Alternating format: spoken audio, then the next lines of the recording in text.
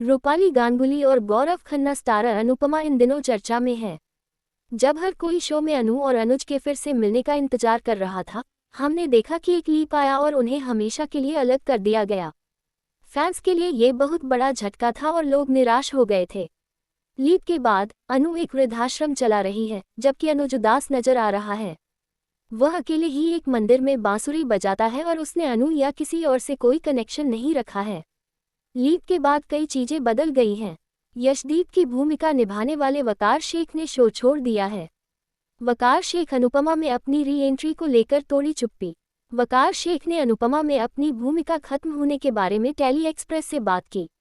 उन्होंने कहा कि यशदीप की कहानी को खुला छोड़ दिया गया है और हमने कई बार देखा है कि टीवी में वे मृतकों को भी वापस ला सकते हैं। उन्होंने कहा कि अगर निर्माता राजन शाही चाहेंगे तो वह शो में वापसी करेंगे। उन्होंने आगे कहा कि उन्हें खुशी है कि निर्माता उनसे किए गए वादे पर कायम रहे और उनके किरदार को 7 महीने के लिए बढ़ा दिया गया।